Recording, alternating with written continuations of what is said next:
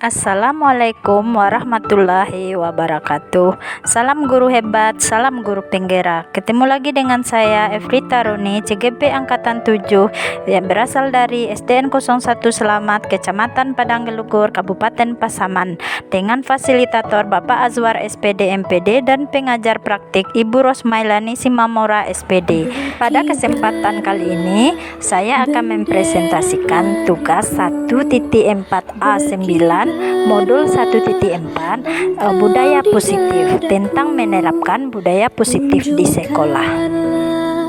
Kepada dunia, semangatmu yang panas membara, daku ingin jiwa raga ini selaraskan keanggunan. Daku ingin jemariku ini menuliskan karismamu. Berkibarlah bendera negeriku, berkibar di luas nuansamu. Tunjukkanlah kepada dunia ramah tamah budi bahasamu.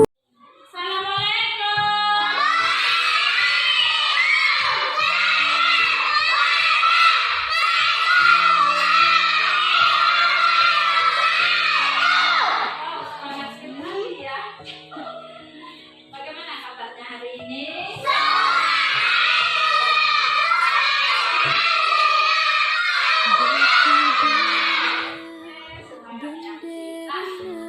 Di depan, coba lihat, aku yang ada di depan.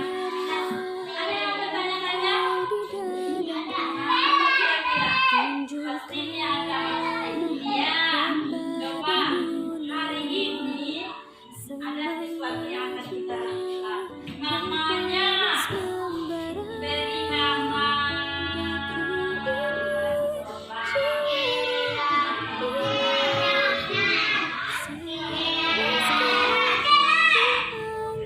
Coba buatkan suaranya siapa? Coba katakan apa namanya?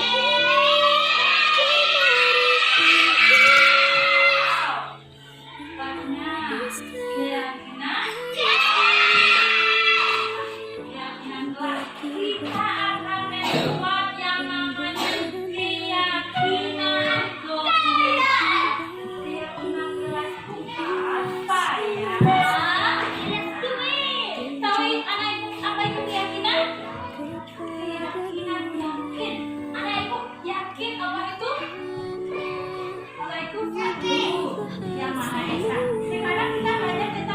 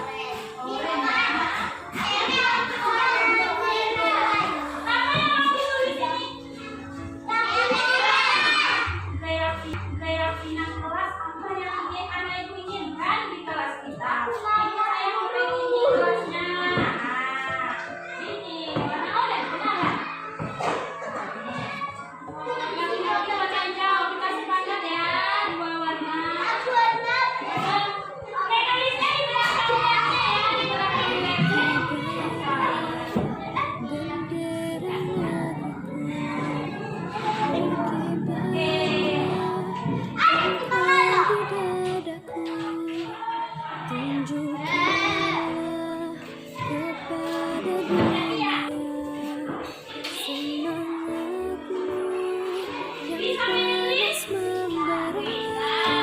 Ada yang tidak bisa menulis? Ada.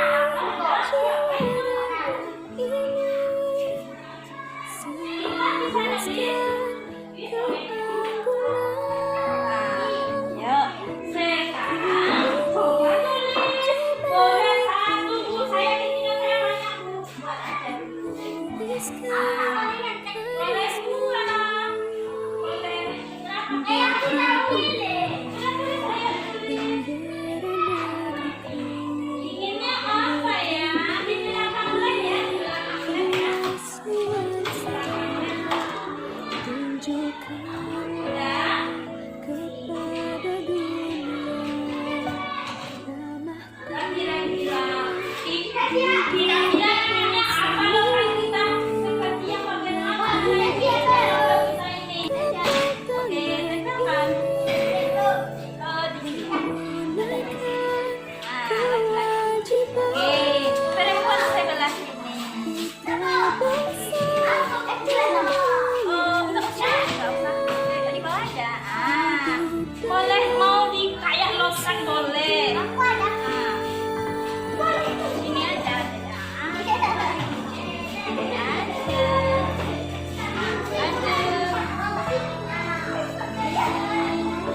siapa lagi ayo Teta banyak udah siap oh tempel iya oke tempel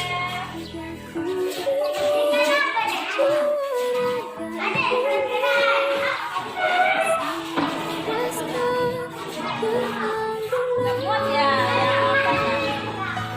ini aja perempuan banyak silakan duduk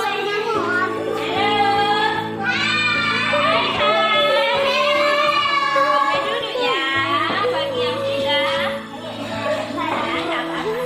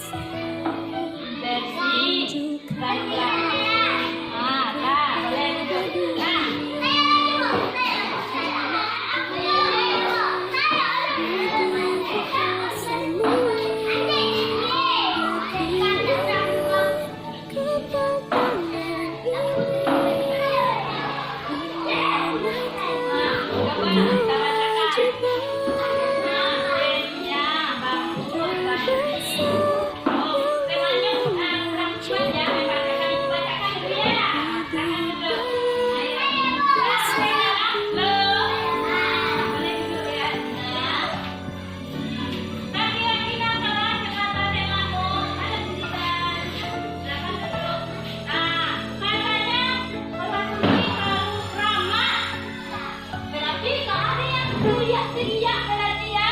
Rama tahu? Tahu karena dengan nomor satu berita dengan katanya lagi harus bersih. Saya mana kita itu? Yang tadi nomor satu kelas itu Rama mana kita? Sepakat.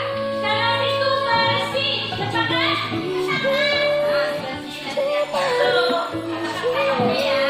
Kalau kita harus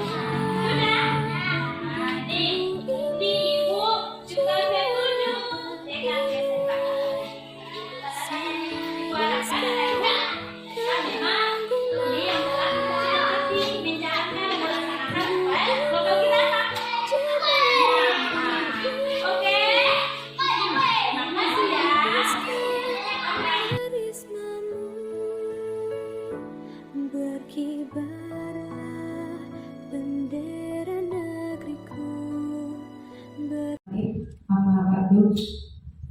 Bersyukur dengan mengucapkan alhamdulillahirabbil alamin atas rahmat yang diberikan oleh Allah Subhanahu wa taala kepada kita semua sehingga kita hadir di ruangan SD 01 Selamat ini dalam keadaan sehat walafiat. Kemudian langkah kedua kalinya salawat barangkali salam kita kirimkan ke junjungan kita yakni Nabi besar Muhammad SAW dengan melafazkan Allahumma sholli ala sayyidina Muhammad wa ala ali sayyidina Muhammad. Yang sama-sama kita hormati Bapak Kepala Sekolah SD Negeri 01 Selamat, kemudian Bapak Ibu Guru SD 01 Selamat. Pada kesempatan kali ini, karena di sekolah kita ada salah satu guru teman kita, kakak kita, seorang guru penggerak, maka ada programnya di guru penggerak itu yang namanya seminar. Untuk kali keduanya kita melakukan seminar di SD kita ini. Yang kedua kalinya ini diberikan tema diseminasi budaya positif. Mudah-mudahan dengan seminar ini kita kalau seandainya selama ini kurang rasanya membudayakan nilai positif, mudah-mudahan dengan adanya seminar ini semakin baik kita ke depannya. Baiklah, tidak memperpanjang kata mukadimah, kita persilakan kepada Ibu Efrita Roni selaku narasumber dalam acara seminar diseminasi budaya positif. Kepada Ibu Efrita Roni kami persilakan.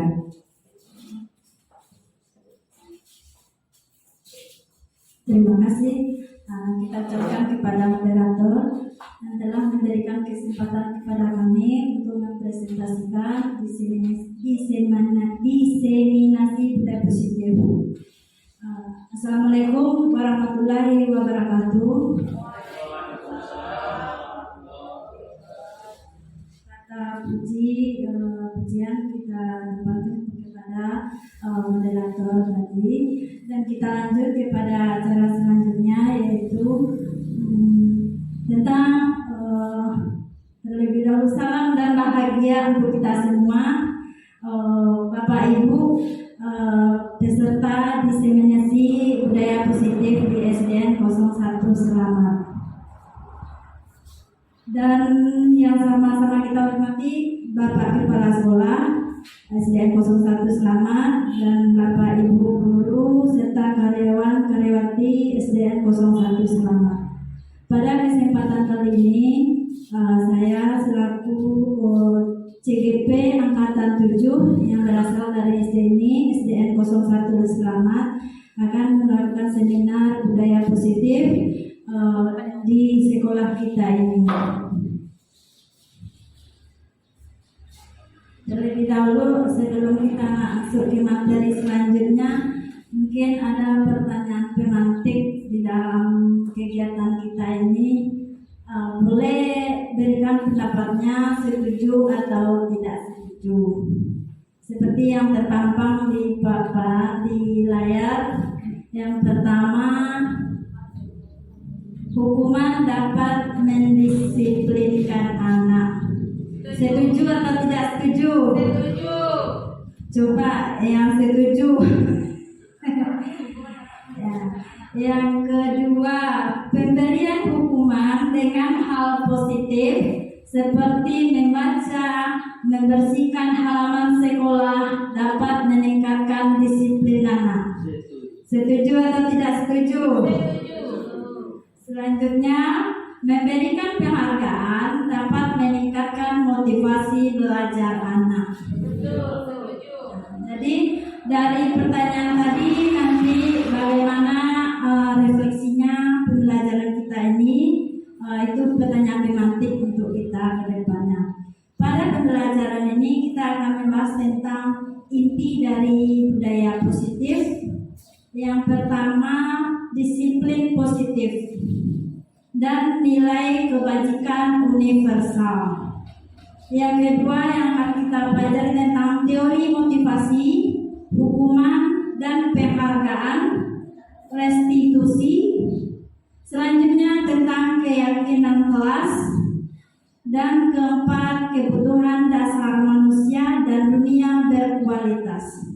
Selanjutnya restitusi, 5 posisi kontrol Dan yang keenam, restitusi segitiga restitusi.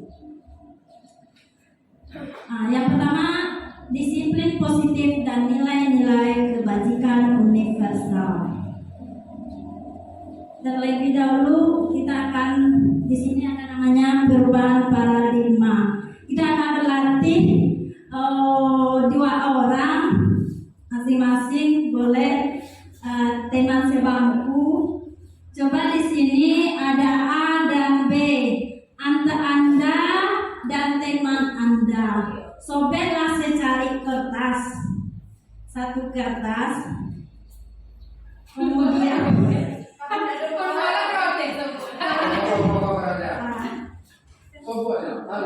iya Pak, Mas yang sobeklah secari kertas. Kalau kurang ditambah. Ulat tuh Pak, bagi 2 ya, bagi 2. Benar Pak. Jadi Pinjamkan. sobeklah secari kertas atau sesuatu, nanti tuliskan benda atau sesuatu yang berharga dalam diri kita masing-masing. Sesuatu yang berharga tulis di dalam satu orang teman sebangku itu cuma 1 orang yang menulis, yang membuat tuh. Misalnya Nerita saja, Nida nanti peran kedua dia. Kemudian tuliskan benda atau sesuatu yang berharga untuk Anda. Sesuatu itu berharga bagi kita, sangat berharga. Boleh benda, boleh sesuatu, boleh benda, boleh prinsip hidup. Harus 1. Iya, satunya Pak. Boleh prinsip hidup, boleh benda, boleh keyakinan yang ada dalam diri kita. Berharga, sangat penting bagi kita.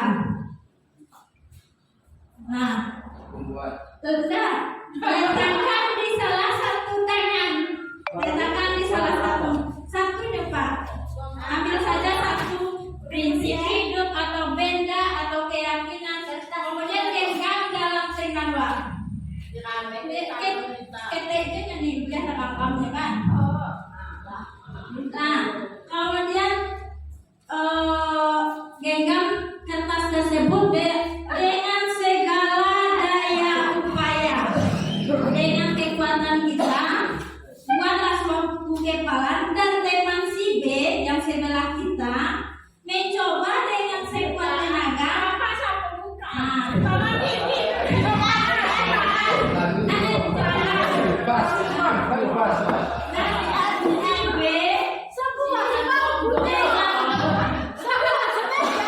Ini disuguhnya membukanya.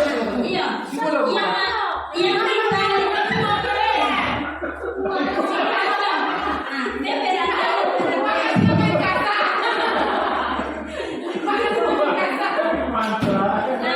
yang menulis tadi,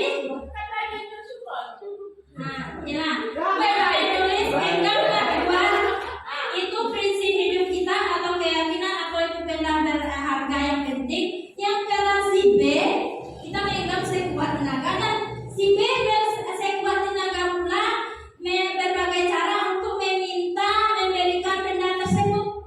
Bisa dengan membujuk, bisa dengan mengancam, menghardik, merayu, menyuap, apa saja yang dapat membuka kepalan tangan teman tadi. Jadi boleh diberi iming-iming hadiah atau apa? Boleh. Iya, enggak ada kita supaya nyaman bagi awak atau indah. Boleh dirayu, boleh dibujuk, boleh diancam, boleh dihardik, boleh diiming-imingi apa?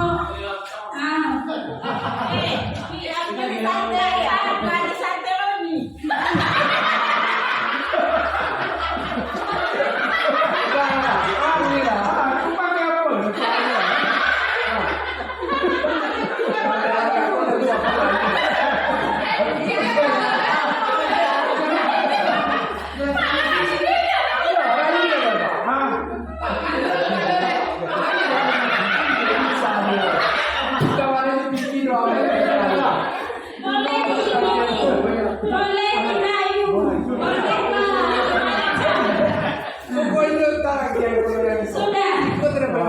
Mana itu masuk dan itu tuh penting bagi kita. Penting bagi hidup kita. Orang buat diri kita itu penting. Bagaimana orang menginginkan hal itu. Aku kalau Roni, kalau saya mau sekedar saksi Ya pokok ini boleh kan misalnya dikasih uang 3 miliar atau terserah orang yang bujuk, terserah orang yang bujuk. Jadi siapa di antara kita ada yang tak lepas atau tidak? Linda, yang tadi minyak lah. Boleh dikipin apa?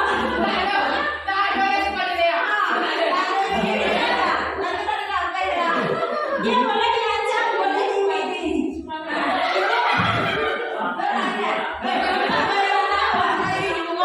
Tidak bisa diambil lupa ini. Tidak bisa. Pertahankan. Jadi Bapak mempertahankan ya. Apa PC kosong lagi itu enggak apa ya?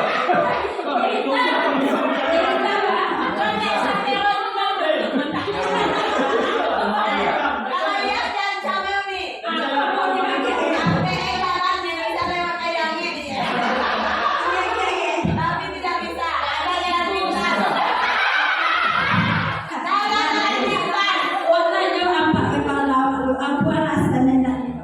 Baca dulu apa yang sudah tanya. Benar ya? Keluarga.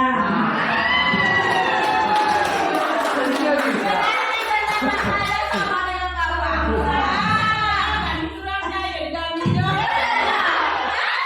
Apa yang bisa? Ya. Ya bagus. Jadi Pak bisa nggak bisa Pak Magian yang mengontrol seminggu nggak bisa Pak Magian menurut apa saya yang mengontrol diri apa? Karena kita tahu kita hidup dalam lingkungan keluarga. Keluarga itu adalah kekayaan yang paling mahal yang tidak bisa dihargai nominalnya. Diri saya, mungkin bapak itu juga demikian. Tapi khusus untuk saya, keluarga saya adalah yang paling berharga dalam hidup saya. Apa arti saya tanpa ada keluarga saya? Iya benar. Jadi ya sebenarnya.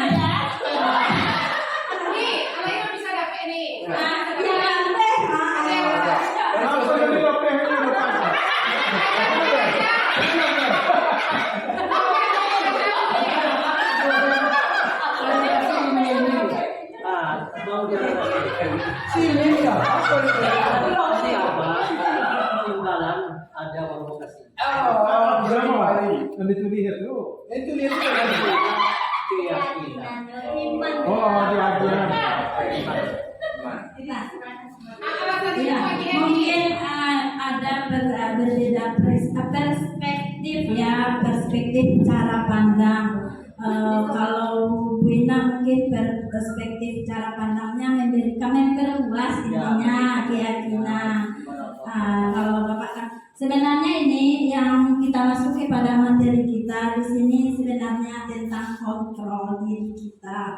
Bagaimana apapun rayuan terhadap yang kita pegang, mau itu iming-iming, mau itu ancaman, tapi kita bisa istilahnya mengontrol diri kita. Itu tidak akan lepas prinsip hidup istilahnya tidak akan lepas dari apa? Istilahnya kita punya fondasi yang kuat. Tapi kalau bina kan itu persepsinya untuk menyebarkan ya, boleh-boleh saja. Cuma kalau dalam bentuk pengontrolan diri kan mungkin kita menjual akidah ya Bu ya. Jadi pada konteks ini kita akan tentang pengontrolan diri, perubahan paradigma tentang teori kontrol, teori pilihan, ilusi. Ilusi itu ibaratnya bayangan, ilusi, hayalan, ilusi guru mengontrol murid. Sebenarnya bisakah kita semampu kita mengontrol anak murid kita? Mengontrol dia sepenuhnya. Kita sebenarnya cuma bisa mengarahkan. Yang mengontrol dia dirinya sendiri itu dia sendiri sebenarnya. Seandainya dia mau, misalnya catat sekarang, kalau dia sebenarnya tidak mau itu pergi, kita dia tidak catat lagi. Jadi yang mengontrol diri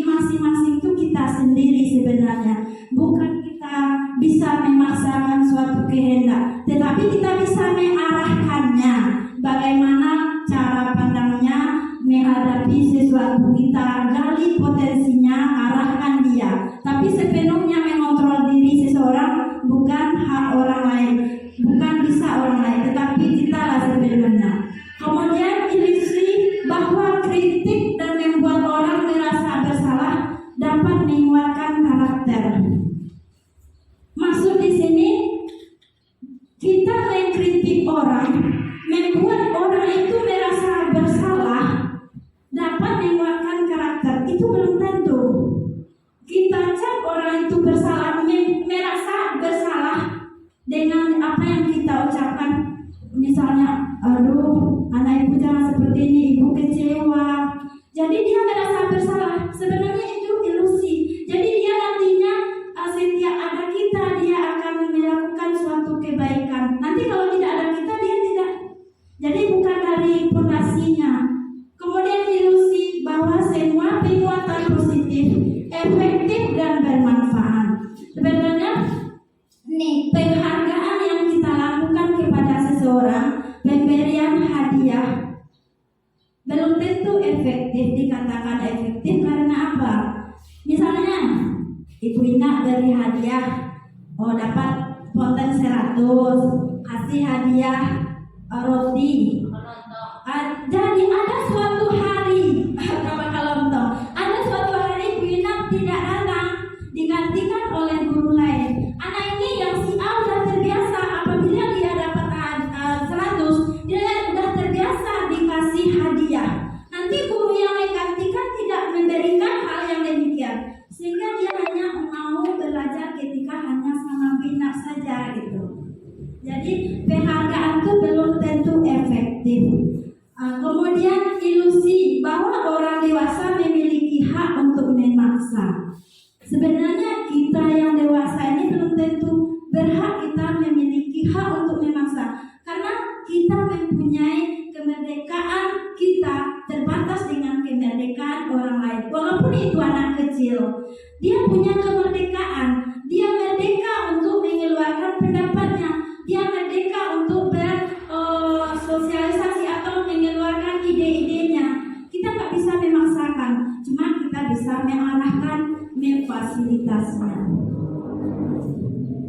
Kemudian selanjutnya, maka di sini dikatakanlah perubahan paradigma stimulus respon atau teori kontrol. Stimulus respon berarti umpan balik, ada umpan balik yang kita harapkan. Kita mencoba mengubah orang agar berpandangan sama dengan kita. Itu yang stimulus respon. Tetapi kalau teori kontrolnya, kita berusaha memahami pandangan orang lain tentang dunia. Memahami pandangan, bukan mengubah. Kita tidak bisa mengubah pandangan orang, tetapi kita memahami. Kemudian stimulus respon, ada umpan balik. Perilaku buruk dilihat sebagai suatu kesalahan. Umumnya kita anak yang berbuat salah, berperilaku buruk, kita anggap itu suatu kesalahan. Di dalam teori kontrol, semua perilaku memiliki tujuan. Dia misalnya tidak membuat PR, itu suatu perilaku buruk. Pasti itu kita anggap bukan suatu kesalahan. Seharusnya yang dikatakan di teori kontrol ini, semua perilaku itu memiliki tujuan dan alasan. Pasti ada alasannya. Kemudian jika dia berperilaku berkelahi, mungkin ada tujuannya. Di sini kita istilahnya bukan cap dulu itu suatu kesalahan. Nanti kita akan beri pandangan. Kemudian orang lain bisa mengontrol saya di stimulus respon. Belum sepenuhnya orang lain mengontrol kita, tapi di teori kontrol hanya ada yang bisa mengontrol diri Anda sepenuhnya. Saya bisa mengontrol orang lain. Kalau di teori kontrol, Anda tidak bisa mengontrol orang lain karena belum tentu orang mau dikontrol. Kemudian pemaksaan ada pada saat bujukan gagal. Misalnya kita bujuk anak tersebut gagal, kita paksa lagi. Di dalam teori kontrol kita lakukan kolaborasi, konsensus, minta pendapat, ciptakan pilihan-pilihan baru. Kalau dia tidak mau begini, begini bagaimana? Ciptakan pilihan baru. Kemudian model berpikir menang kalah. Kalau di dalam stimulus respon menang kalah atau benar salah. Kalau di teori kontrol, model berpikir menang-menang. Maksudnya ada pilihan-pilihan tadi jadinya menang-menang. Pilihannya itu di semuanya tentu dalam nilai dibagikan. Disiplin positif. Di sini teori kontrol, teori pilihan menurut William Glasser. Anda tidak bisa mengontrol orang lain, hanya Anda yang bisa mengontrol diri Anda. Kenapa demikian? Karena kita belajar tentang makna disiplin. Belajar kontrol diri dengan menggali potensi kita agar mencapai tujuan mulia, yaitu sesuatu yang menjadi seseorang yang kita inginkan berdasarkan nilai yang kita hargai. Jadi kita tidak bisa mengontrol orang lain. Yang bisa mengontrol diri seseorang itu adalah dirinya sendiri. Maka akan kita ciptakan itu adalah motivasi intrinsik, bukan ekstrinsik. Ya, kalau ada yang bertanya boleh ya. Kita nggak bisa mengontrol orang lain. Ini sudah kan? Ya. Kalau kita seorang guru, harus kita kontrol itu. Iya. Nah, bagaimana kalau kita kontrol tentu dia terjaga siapa? Iya, di sini. Nah, iya, terima kasih Pak. Maksud di sini bukan kontrol lepas ya. Kita tidak bisa mengontrol sepenuhnya yang sepenuh kehendak kita, tetapi kita mengarahkan. Karena akan ada kelanjutannya, itulah yang dikatakan nanti ada 5 kontrol, posisi kontrol kita ada, tapi tidak sepenuhnya pemaksaan. 5 posisi kontrol kita nanti ada yang sebagai itu penghukum, pembuat rasa bersalah, teman yang abu-abu itu Pak, kemudian pemantau, manajer. 5 posisi kontrol guru. Sebenarnya semuanya ada posisi kontrol. Yang dikatakan posisi kontrol menurut Dr. William Glasser yang kita tidak sepenuhnya bisa mengontrol anak. Kita bisa lakukan 5 posisi kontrol. Mana yang terbaik dari posisi kontrol tadi? Ada penghukum, kita bisa memberikan posisi penghukum. Nanti mana dampaknya yang lebih bagus daripada pembuat rasa bersalah sebagai teman, sebagai pemantau atau manajer. Dia posisi kontrol juga manajer. Nanti cara perlakuan posisi kontrolnya yang dimaksud di sini dengan cara lakukan posisi kontrol itu ibaratnya ada namanya segitiga restitusi. Posisi kontrol yang dimaksud Dr. William ini bukan sepenuhnya. Jadi ini yang dimaksudkan di sini. Untuk mengontrol ini, maka nanti supaya kita dapat menerapkan ini dengan posisi kontrol yang 5 ini, 5 posisi kontrol ini dikatakan dari kelima posisi kontrol manajer inilah yang paling bagus. Kenapa dikatakan manajer? Nanti dari posisi manajer ini akan dilahirkanlah suatu anak yang memiliki motivasi intrinsik, bukan ekstrinsik lagi. Apa itu ekstrinsik? Motivasinya dari luar. Misalnya pemberian penghargaan. Anak akan berbuat kalau dihargai, dipuji dia. Kemudian motivasi intrinsik hukum berarti dari luar. Coba kalau motivasi intrinsik berarti dari dalam diri dia sendiri. Misalnya dia mematuhi aturan itu bukan karena dipaksa, bukan karena diberi penghargaan, tetapi dengan dirinya sendiri. Itu posisi kontrol manajer. Bukan kita lepas penuh ya, cuma kita tidak bisa sepenuhnya. Kalau memang anak itu tidak mau di manajer, memang itu mungkin karakternya, kita hanya bisa mengusahakan, mengarahkan. Tapi tidak selamanya posisi kontrol ini bisa dia ada masanya kita sebagai teman, ada masanya kita sebagai pemantau. Pemantau itu misalnya kita lakukan ada yang tidak, anak yang tidak buat PR. Nanti kita ke depan, suruh ke depan. Kamu tidak buat PR, kamu tahu konsekuensinya, itu saja cukup. Dia sudah dipantau begitu. Tapi kalau anak yang kita sebagai manajer, anak itu tidak buat PR, kita tanya, kenapa kamu tidak buat PR, nak? Apa alasanmu?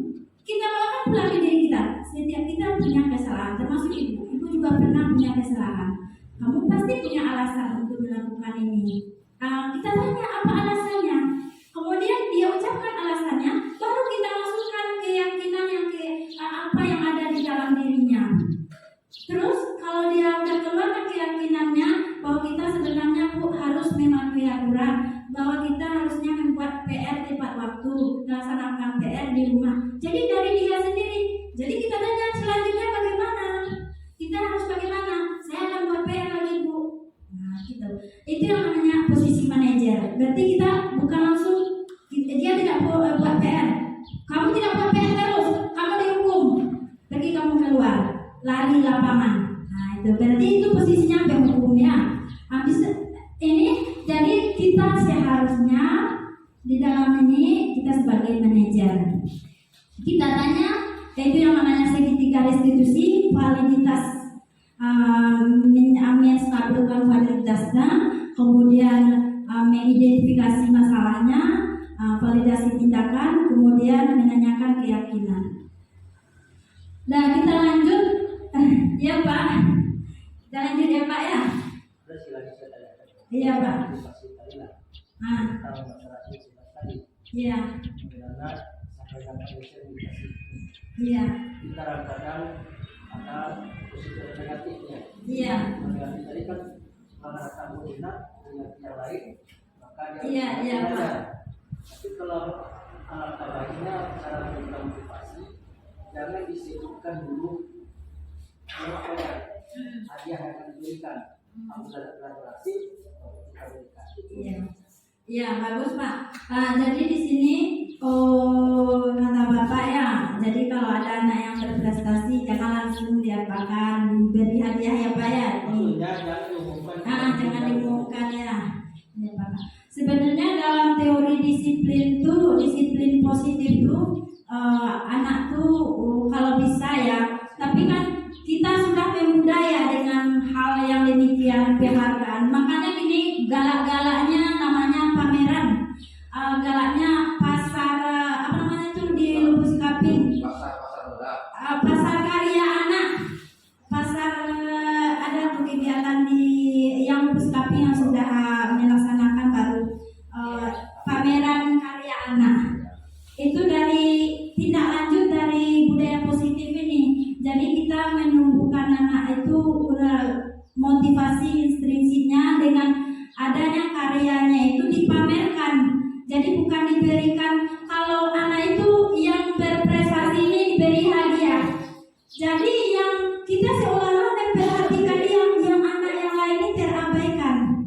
Kemudian yang ini apabila dia jatuh sekali bisa saja mentalnya turun, dia nggak dapat, malu sama teman-teman. Jadi prestasi dia itu menghukum dia jadinya, jadi hukuman baginya. Untuk menindaklanjuti tersebut makanya ada namanya pameran karya. Diberikan pada anak misalnya di sekolah ada pameran hasil-hasil karya anak. Dari situ tidak lanjut dari motivasi intrinsik tadi dihilangkan. Tapi kita tidak bisa sepenuhnya menghilangkan tersebut karena kita sudah terbiasa terbudaya dengan hal yang demikian. Tapi kita akan berusaha untuk menerapkannya supaya anak itu bisa menerapkan suatu nilai kebajikan tanpa ada pengaruh dari orang lain, tetapi dari dirinya sendiri. Dan kita lanjut, apakah makna disiplin tersebut? Disiplin berasal dari kata disiplin yang artinya belajar. Makna asal dari kata ini konotasi dengan disiplin diri dari murid-murid Sokrates dan Plato. Disiplin diri membuat orang menggali potensinya menuju sebuah tujuan apa yang dia hargai. Sebagai guru tentu kita mengarahkan, tidak bisa kita melepaskan. Merdeka di sini bukan merdeka bebas semaunya, tetapi dalam pengontrolan diri. Pengontrolan diri tadilah yang kita perankan sebalusnya manajer. Namun dalam budaya positif kita mana kata disiplin telah berubah menjadi sesuatu yang dilakukan seseorang pada orang lain untuk mendapatkan kepatuhan. Kan umumnya kita seperti itu. Disiplin itu bagaimana anak itu patuh.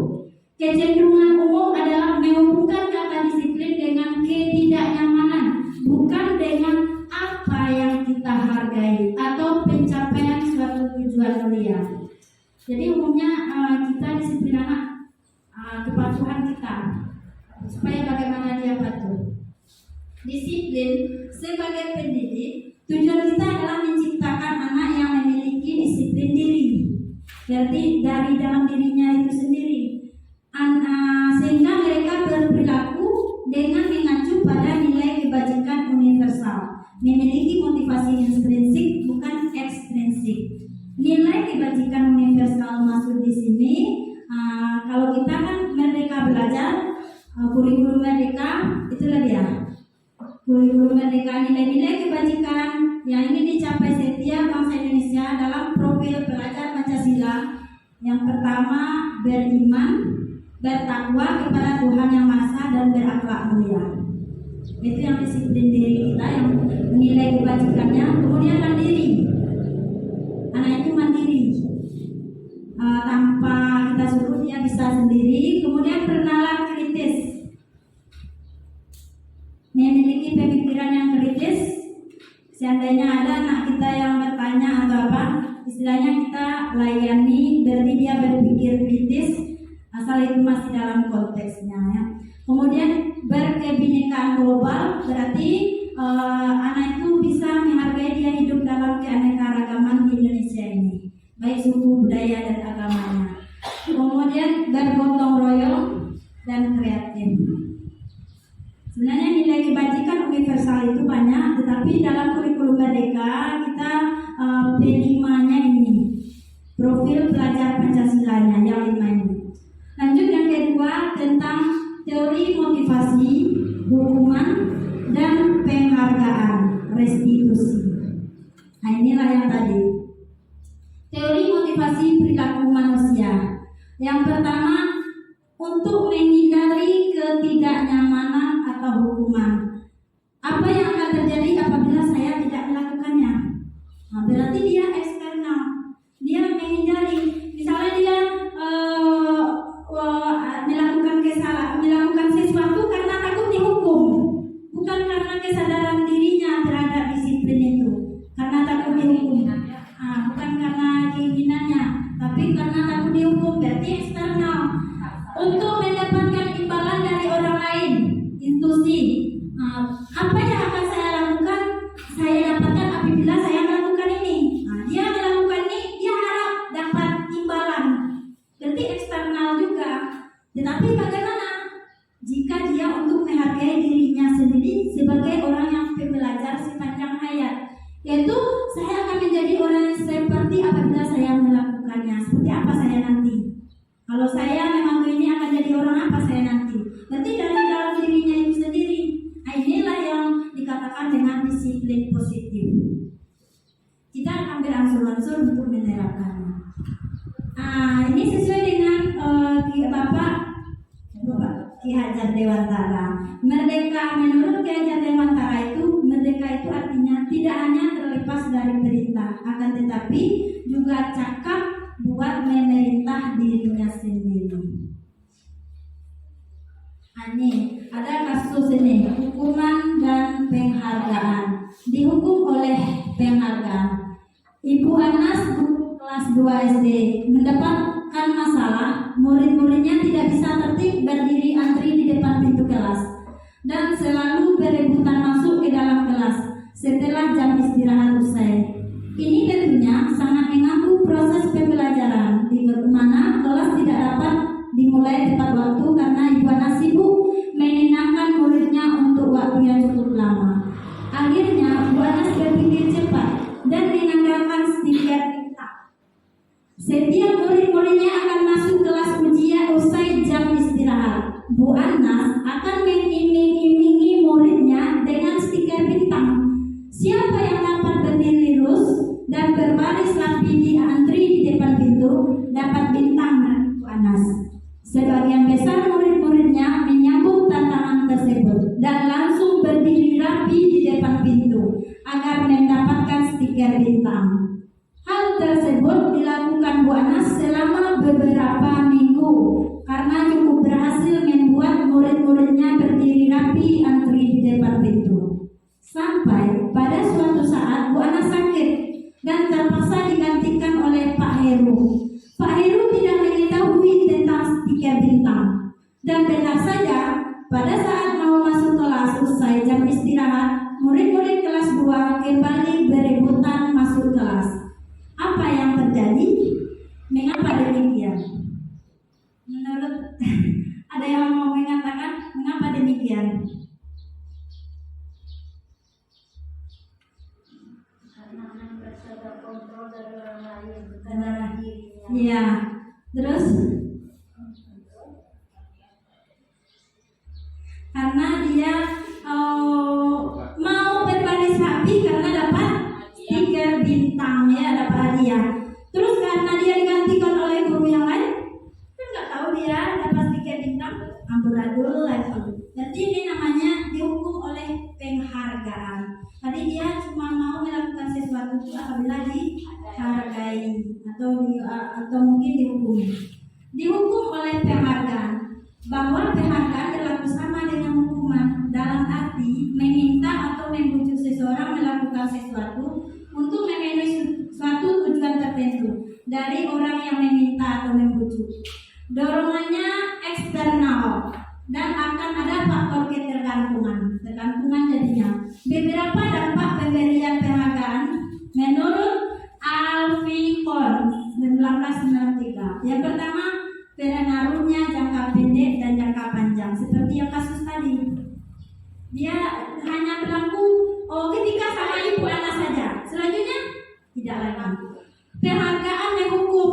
Penghargaan itu sebenarnya dia anak tadi menjadi terbebani. Contohnya ya, kasus-kasus di banyak kejadian di Korea. Umumnya wanita-wanita di Korea kan cantik-cantik operasi plastik. Banyak kejadian dia akan berprestasi, akan menjadi idola. Tapi dia apabila pamornya turun, akhirnya dia bunuh diri. Banyak kasus di Jepang. Kenapa? Dia dihukum oleh penghargaan tadi. Nah, jadi begitu pula anak kita. Kalau kita sering melakukan penghargaan, apabila dia drop satu kali, jika dia mengambil hal positif, ya. Kalau tidak, dia akan menjadi suatu beban baginya. Kemudian penghargaan mengurangi ketepatannya. Maksud di sini kita hanya cuma menghargai satu orang, bukan untuk keseluruhan. Penghargaan tidak efektif hampir sama. Penghargaan merusak hubungan. Ini misalnya dia sebangku, yang satu dapat penghargaan, yang satu lagi beda tipis misalnya, tidak dapat penghargaan. Bisa saja teman yang si B ini cemburu, akhirnya rusak hubungannya. Kalau kita berikan bisa penghargaan yang kurang, makanya dilakukan pameran mengurangi hal yang demikian yang merusak hubungan tadi. Dan penghargaan menurunkan kualitas. Jadi yang kualitas diri dimaksud di sini, dia penghargaan ini itu saja nanti yang akan kita hargai, yang lainnya dia tak mau belajar. Jadi satu orang aja yang menonjol.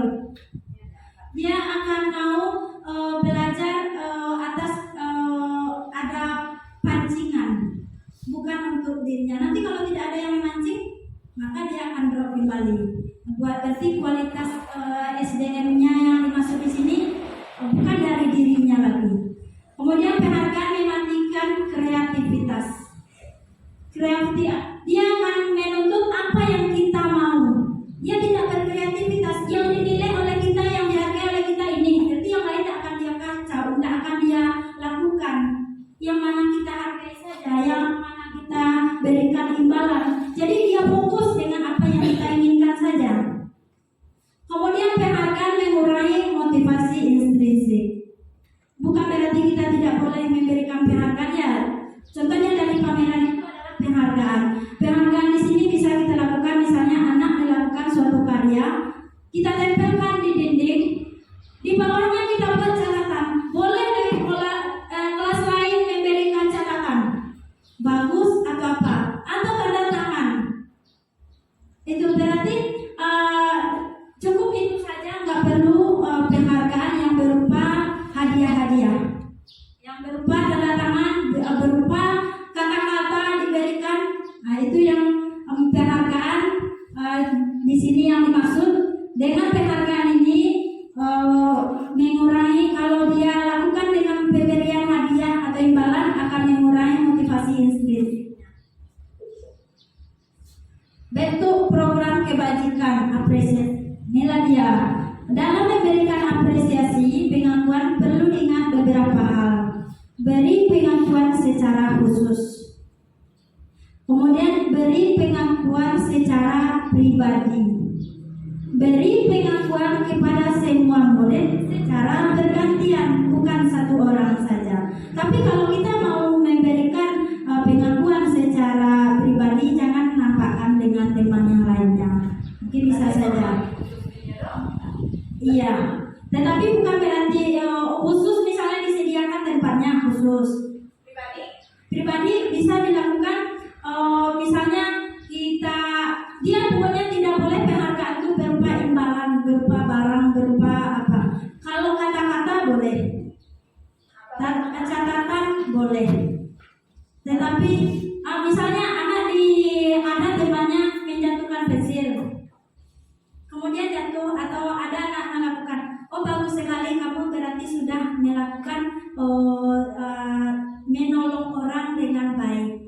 Itu yang dikatakan penghargaan itu cuma dalam bentuk verbal yang demikian. Kata-kata yang mengundang positif, hal-hal yang positif.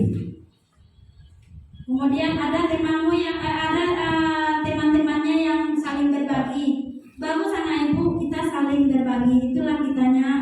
Ada temannya yang tidak membawa makanan, kita saling toleransi. Cukup yang demikian penghargaannya. Jadi dia akan tumbuh percaya dirinya dan tumbuh disiplin positifnya. Kemudian beri pengakuan secara konsisten. Bukan misalnya kita anak si A dapat, kita bagus kata kita kan, coba yang si B dapat, nggak ada kita bilang bagus, akhirnya dia ada suatu riwayat di dalam dirinya. Berarti kita konsisten, mau siapapun dia, kita tetap berikan pengakuan. Kemudian fokus pada proses. Jadi penghargaan itu bukan hasil. Misalnya anak itu dapat betul semuanya, kita bilang bagus. Anak yang dapat 80, jadi kita bukan hasil akhirnya, tetapi prosesnya. Setiap anak kan beda kemampuan IQ-nya.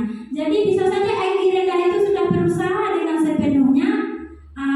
Kita tidak hargai itu kalau kita cuma melakukan pengakuan dari hasil. Contoh pengakuan apresiasi kebajikan. Misalnya, kemarin saya perhatikan. Apa yang misalnya kita perhatikan pada anak tersebut? Nilai kebajikannya berarti rasa empati besar sekali. Situasinya pada saat anak menolong murid baru di kelas kita. Kemarin ibu perhatikan kamu telah menolong, bagus sekali. Itu hal yang bagus. Kemudian saya menghargai nilai kebajikan di sini adalah kepedulian. Pada saat apa? Pada saat kamu membantu teman-teman di tugas kelompok. Berarti ada teman-temannya yang saling membantu di kelompok. Kita memberikan penguatan pada anak tersebut. Kemudian terima kasih untuk nilai kebajikannya, rasa tanggung jawab. Rasa tanggung jawabmu situasinya pada saat kamu memungut kertas-kertas yang berserakan di lantai. Jadi jika anak yang tanpa disuruh dia mengambil sampah, terima kasih anak telah melakukan kebajikan yang berarti kamu sudah bertanggung jawab menjaga kebersihan. Jadi ada rasa suatu kebanggaan dalam dirinya. Kemudian, nih coba kita lihat. Ini hukuman atau konsekuensi? Yang nomor 1. Mencatat 100 kali di dalam buku kalimat, saya tidak akan terlambat lagi karena terlambat ke sekolah. Itu hukuman atau konsekuensi? Hukuman. Setuju ya? Kemudian lari mengelilingi lapangan basket 2 kali karena terlambat hadir di sekolah. Itu konsekuensi atau hukuman? Pak Ilyas, apa tuh? Hukuman. Kemudian murid diminta untuk push up 15 kali karena tidak menggunakan masker ke sekolah. Hukuman atau konsekuensi? Hukuman kata Bapak, membersihkan tumpahan di air di meja, membersihkan tumpahan air di meja tulis karena tersenggol pada saat belajar. Konsekuensi, murid disuruh untuk mengenakan sepatu seharian, tidak menggunakan sepatunya. Murid disuruh tidak menggunakan sepatu seharian di sekolah karena tidak menggunakan sepatu hitam. Hukuman, lari mengelilingi lapangan basket 2 kali karena terlambat 10 menit untuk pelajaran PJOK. Pak, hukuman Pak. Apa dong Pak? Olahraga. Hukuman Pak. Jadi yang foto Pak. Hukuman. Lanjut. Inilah jawabannya. Kenapa demikian? Mencatat 100 kali di dalam buku kalimat hukuman. Karena di sini kita memberi hukum. Ada kaitannya. Lari mengelilingi lapangan basket 2 kali karena terlambat hadir di sekolah. Hukuman. Apa bedanya dengan ini? Ini konsekuensi. Sebenarnya ini bedanya, ini pelajaran PJOK. Kata Bapak tadi kan pemanasan. Dia konsekuensi. Kalau yang tadi tidak pelajaran PJOK, tidak ada kaitannya. Kemudian murid menggunakan masker. Murid push up karena tidak menggunakan masker, hukuman. Menggantikan kertas tugas teman berarti konsekuensi ya. Membersihkan tumpahan tadi juga konsekuensi. Murid disuruh tidak menggunakan sepatu seharian jadi hukumannya. Hukuman itu ibaratnya membuat dia terhukum atas kesalahannya. Konsekuensi berarti sudah ada kata kesepakatannya. Nah, perbedaan hukuman dengan konsekuensi ini dia. Kalau hukuman sesuatu yang menyakitkan harus terjadi. Sesuatu itu menyakitkan, memalukan bagi anak. Kemudian konsekuensi sesuatu harus terjadi. Misalnya tadi, kalau dia terlambat 10 menit karena padahal meja olahraga kan ada pemanasan di awal. Jadi konsekuensinya dia sendiri lagi melakukan. Yang lain sudah memahami aturannya. Sesuatu itu harus terjadi. Membersihkan meja tadi air tumpah. Sebelumnya kan meja itu bersih, tidak ada air. Karena tumpah konsekuensinya dia harus membersihkan kembali. Berarti sesuatu itu harus terjadi. Kalau yang kedua, hukuman yang membuat anak sakit fisik maupun hati untuk jangka waktu yang lama. Kalau konsekuensi membuat anak merasa tidak nyaman dalam jangka waktu pendek. Waktu pendek dia tidak nyaman, tapi selanjutnya kan dia akan bertanggung jawab setiap kesalahan yang dia lakukan. Kemudian anak membenci kedisiplinan. Kalau hukuman, anak menghargai disiplin. Kemudian kalau hukuman umumnya bersifat paksaan. Kalau konsekuensi stimulus raya tanggapan. Ada yang kita lakukan, ada dampaknya. Ada hukum sebab akibatnya. Kemudian kalau hukuman mendorong anak menyakiti diri sendiri. Kalau konsekuensi mendorong anak agar mudah menyesuaikan diri. Kalau hukuman konsep diri yang buruk. Kemudian kalau konsekuensi konsep diri yang baik.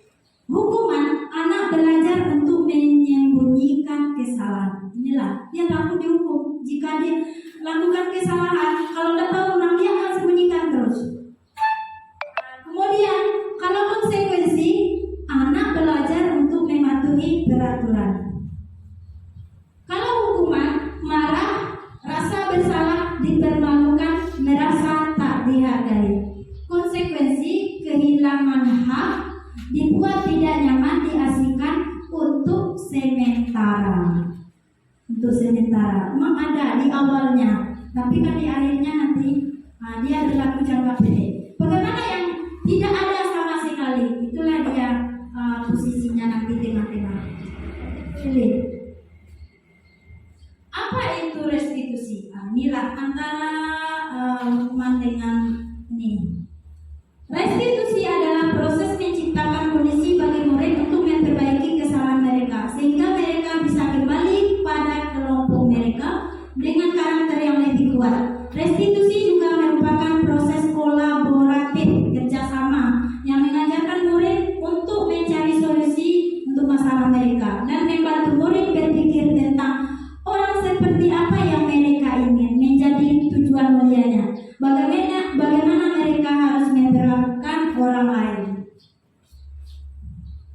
Ini identitas gagal, identitas sukses. Hukuman seperti yang kita katakan tadi, sesuatu itu yang menyakitkan terjadi. Kalau konsekuensi sesuatu yang harus terjadi. Ini restitusi. Restitusi merupakan pilihan. Jadi dia ada 3 bentuknya: hukuman, konsekuensi, dan restitusi. Kalau konsekuensi restitusi itu identitas sukses. Kalau hukuman jelas itu identitas gagal dalam membentuk dirinya disiplin positif. Di antara yang dua ini, konsekuensi restitusi, di sini mana kita peran kita yang lebih bagus? Kita lihat sesuai dengan masalah yang kita hadapi pada anak. Lanjut, kalau dia tidak nyaman, kalau hukuman tidak nyaman, murid ini jangka panjang. Kalau dia konsekuensi, murid tidak nyaman jangka pendek. Kalau restitusi, menguatkan untuk murid dalam jangka waktu panjang. Ini pilihannya, jangka waktu panjang. Kemudian kalau hukuman, korbannya mendapatkan keadilan. Kalau konsekuensi, korbannya bisa diabaikan. Restitusi, korbannya mendapatkan ganti. Maksudnya di sini yang melakukan siapa yang jadi korban dalam kesalahan tadi. Kalau di hukuman, korban tadi mendapatkan keadilan. Kalau di sini korbannya, di konsekuensi korbannya katanya bisa diabaikan. Kalau restitusi, korbannya mendapatkan ganti. Ini sebenarnya perlu dipelajari, tapi apa maksudnya nih. Kemudian murid, di sini anak akan tersakiti. Kalau konsekuensi, anak dibuat tidak nyaman. Tetapi kalau restitusi, anak mendapatkan penguatan. Dan sistem tidak akan berjalan bila murid tidak takut kalau identitas hukuman. Penguatan hanya bertahan pada jangka waktu pendek. Kalau restitusi, masalah terpecahkan. Kalau restitusi ini ada suatu masalah pada anak, kita pecahkan secara bersama-sama. Menanda dari atas ke bawahnya yang disiplin, yang bagus, yang netral itu konsekuensi. Tapi kalau ingin yang positif, itulah restitusi. Karena jangka waktunya panjang, memang disiplin positif pada anak nanti yang ke depannya, untuk ke depannya. Karena dari sini anak akan menghormati orang lain, menghargai dirinya sendiri dan menghargai orang lain. Contohnya dari kata, kalau hukuman peraturannya adalah kamu harus begini, harus begitu. Tapi kalau konsekuensi, apa peraturannya? Kalau apa peraturannya? Kalau kamu lapor bagaimana? Mampukah kamu melakukannya? Atau terima kasih kamu sudah melakukannya? Kalau restitusi, apa yang kamu yakini? Tanyakan apa yang kita yakini. Dia misalnya menyontek, apa yang kamu yakini? Menyontek itu apakah perbuatan baik atau buruk? Kalau dia katakan saya tidak jujur, berarti dari dirinya sendiri. Kemudian apa yang bisa kamu lakukan untuk memperbaiki diri? Dari perbuatannya tadi dia tahu itu perbuatan tidak baik, dia tahu itu tidak jujur. Apa yang bisa kamu lakukan supaya kamu tidak menyontek? Berarti kita menggali yang dari dalam dirinya. Bukan kita yang menunjukkan jalan-jalannya, tetapi dia sendiri yang nanti akan menentukan. Selanjutnya, ciri-ciri restitusi bukan untuk menebus kesalahan, namun belajar dari kesalahan. Kemudian memperbaiki hubungan. Kemudian tawaran atau bukan paksa. Di sini bukan paksanya, dia diberikan beberapa pilihan, ditawarkan. Kemudian restitusi menuntut untuk melihat ke dalam diri. Kemudian mencari kebutuhan dasar yang mendasari tindakan. Kemudian restitusi diri ini adalah cara yang paling baik dan fokus pada karakter, bukan tindakan. Fokus pada solusi, bukan kesalahan yang dilakukan anak, tapi kita solusi dari permasalahan tersebut. Kemudian mengembalikan murid yang berbuat salah pada kelompoknya. Bagaimana dia sadar atas kesalahannya, tetapi dia tidak malu pada temannya. Kemudian keyakinan kelas. Nah, ini yang kita masuk di sini, disiplin positif. Itu yang seperti kita dapat terima waktu Bapak Sakirman memberikan materi. Kita menerapkan budaya positif, bukan lagi peraturan-peraturan yang ada di kelas kita, tetapi budaya positif. Budaya positif itu banyak.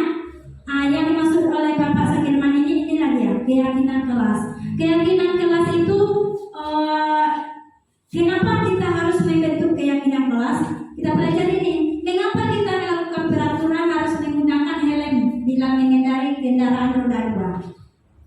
Kalau kita karena takut atau karena kemauan diri kita, itu tergantung kita kembali, keyakinan kita. Kemudian mengapa kita memiliki peraturan 3M? Menggunakan masker, mencuci tangan, dan menjaga jarak dengan meter waktu corona ya. Mengapa kita memiliki peraturan harus datang tepat waktu pada saat mengikuti pelatihan?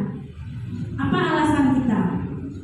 Nah, kemudian untuk mendukung motivasi intrinsik, kembali ke nilai-nilai keyakinan yang lebih menggerakkan seseorang dibandingkan mengikuti serangkaian peraturan. Kita kembalikan pada diri kita, keyakinan kita. Kenapa kita harus patuh peraturan? Karena kita takut atasan atau karena kita memang keinginan kita menjadi orang yang disiplin. Selanjutnya, keyakinan kelas itu dalam cakupannya peraturan kelas, tapi kita ganti dengan namanya keyakinan kelas. Jika terbentuk keyakinan itu akan membentuklah lingkungan positif, maka terbentuklah budaya positif di sekolah ini. Bagaimana terbentuknya keyakinan kelas itu? Boleh lanjut. Ini seperti ini kita bedakan dulu. Peraturan keyakinan kelas. Selalu kembalikan buku ke tempatnya. Kemudian dilarang mengganggu orang lain. Hadir di sekolah 15 menit sebelum pembelajaran dimulai. Dilarang melakukan kekerasan. Dilarang menggunakan narkoba, bergantian atau menunggu giliran. Gunakan masker. Jangan berlari di kelas atau koridor. Bagaimana keyakinan kelasnya? Sebelum ini pilih. Lanjut. Terus. Bagaimana keyakinan kelas itu terganti? Yang tadi pilih. Lanjut. Balik. Ini. Keyakinan kelas ini selalu kembalikan buku ke tempatnya. Jadi keyakinan kelas yang dimaksud di sini tanggung jawab. Kemudian dilarang mengganggu orang lain. Berarti keyakinan di sini menghormati. Di dalam keyakinan kelas dibuat kata-kata dilarang itu dijelaskan. Kita memunculkan kata-kata positif. Berarti menghormati orang lain. Kemudian hadir di sekolah 15 menit sebelum pembelajaran dimulai. Berarti menghormati orang lain dan berkomitmen. Dilarang melakukan kekerasan. Itu berarti keselamatan, menghormati orang lain. Dilarang menggunakan narkoba, berarti kesehatan. Dan bergantian atau menunggu giliran, menghormati orang lain, bersabar. Gunakan masker, berarti kesehatan, keselamatan.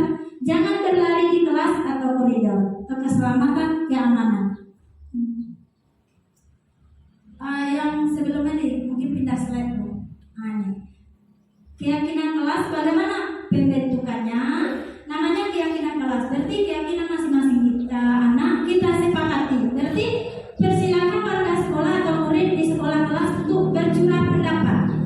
Ini untuk kedepannya kita setiap kelas harus punya keyakinan kelas, bukan lagi namanya peraturan kelas. Dibuat di dalam kertas nanti kesepakatan kelas atau keyakinan kelas. Bagaimana caranya? Bagikan pada anak kertas, satu cari kertas seperti ini. Boleh kertasnya kemarin karena saya mengambil videonya, berarti saya ambil kertas yang bagus. Nanti ini kita suruh anak tersebut kita bagikan ini masing-masing. Nanti dia akan buat sendiri pada di kertas ini apa keyakinan yang dia miliki untuk bagaimana menciptakan kelas ini nyaman. Dia sendiri yang buat. Ada yang tulis ya, boleh lihat apa yang dibuatnya banyak macamnya. Tidak boleh meribut. Ada yang buat hadir tepat waktu, kemudian bersalaman, berdoa sebelum belajar, kemudian saling menghormati. Nanti akan kita tempel. Setelah ditempel nanti ditempel dibacakan. Setiap kewenangan itu dibacakan. Sepakat tak kita? Misalnya berdoa sebelum belajar. Sepakat kita ini berdoa sebelum belajar? Sepakat katanya. Nanti setiap aspirasi anak tersebut kita letakkan dalam suatu kertas karton tempel.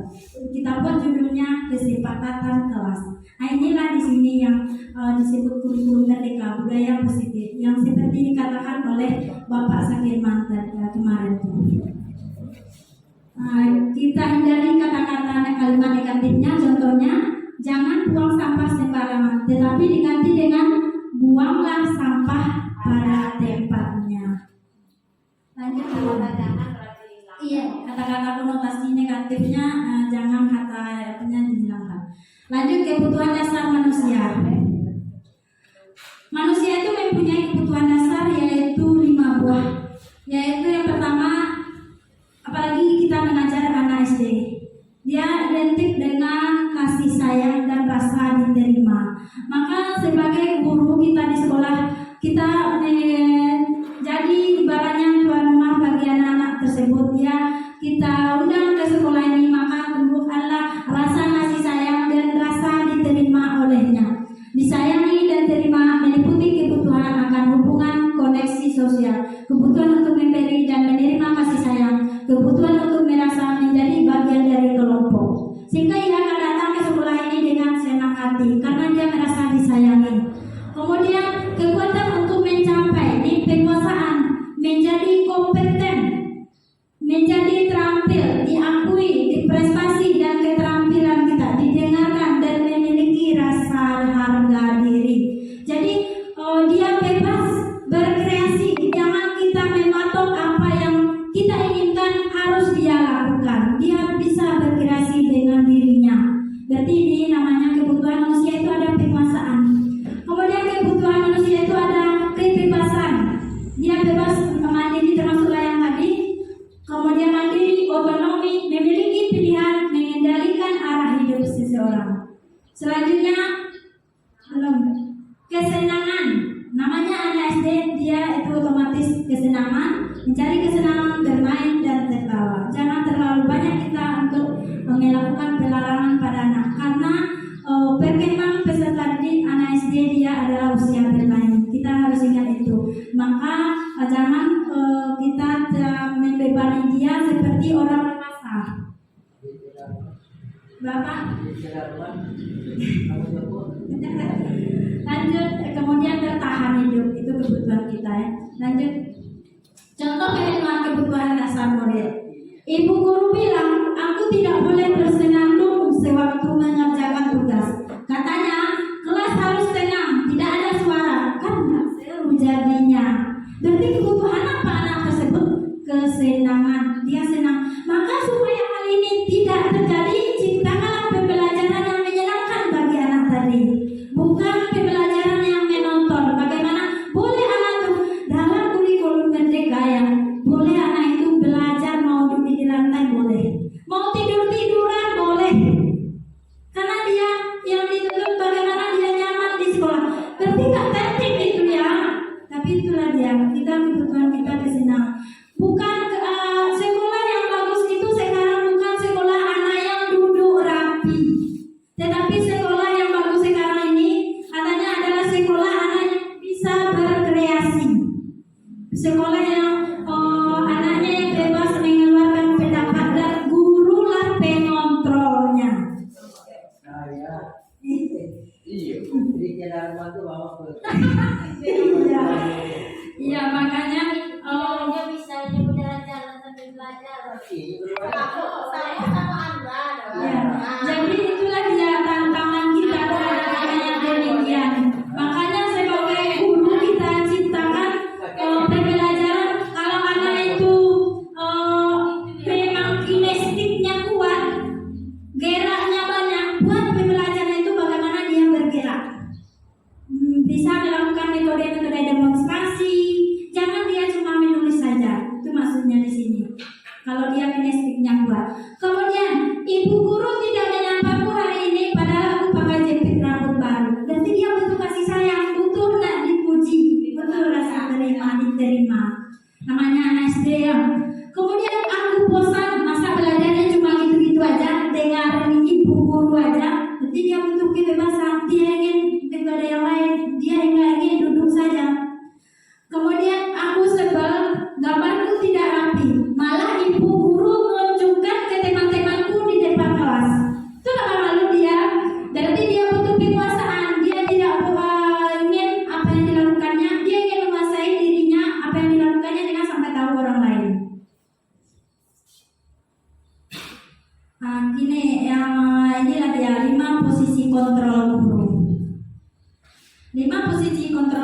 lagi, itulah penghukum. Kemudian ada pembuat rasa bersalah sebagai teman, pemantau, dan manajer.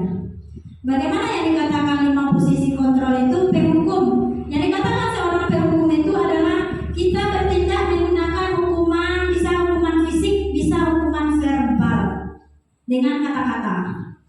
Mungkin kalau fisik nggak ada kita, cuma kebanyakan kita pasti ada lakukan hukuman verbal. Contohnya, kamu tidak punya sepatu, berdiri kamu, lari lapangan. Nah, itu berarti hukuman verbal.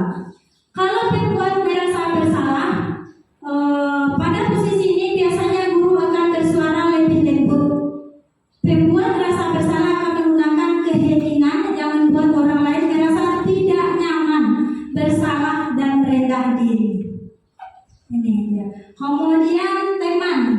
Kalau posisi teman, guru pada posisi ini tidak akan menyakiti murid, namun akan tetap berupaya mengontrol murid melalui persuasi, melalui bujukan. Selanjutnya pemantau. Guru memantau berarti mengawasi. Posisi pemantau berdasarkan pada peraturan dan konsekuensi. Manajer, posisi di mana guru berbuat sesuatu bersama dengan murid. Berarti kita buat kesepakatan, mempersilahkan murid mempertanggungjawabkan perilakunya. Dia yang bertanggungjawabkan, dia yang menentukan risikonya nanti, dan mendukung murid agar dapat menentukan solusi atas permasalahannya. Dia menentukan sendiri. Lanjut. Inilah dia 5 posisi kontrol tersebut.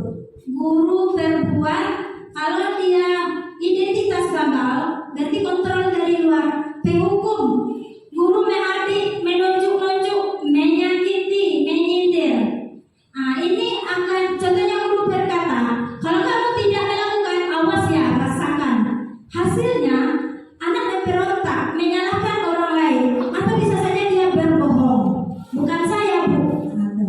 Padahal dia kaitannya dengan dunia berkualitas, murid meletakkan guru itu di luar dunia berkualitas. Dia menganggap diri kita itu bukan lagi dipuji-dipujanya. Dia menganggap kita itu otoriter atau guru pemberang. Kemudian murid berkata, biarkan saja, nanti juga marah-marah lagi. Selanjutnya dampaknya pada murid, dia akan mengulangi kesalahan itu lagi, karena dia tidak dari dirinya. Kalau pembuat merasa bersalah, kalau kita pembuat orang yang merasa bersalah, berceramah dan mengatakan seharusnya kamu begini nak, ibu kecewa kamu melakukan kesalahan ini, itu berarti membuat rasa bersalah. Guru berkata, kamu sudah tahu, ibu lelah sekali mengatakannya, ibu stres kalau melihat kamu yang seperti ini. Hasilnya anak menyembunyikan, menyangkal, berbohong, dan kaitannya dengan dunia berkualitas, murid meletakkan guru di dalam dunia berkualitas. Murid berkata, maafkan saya Bu,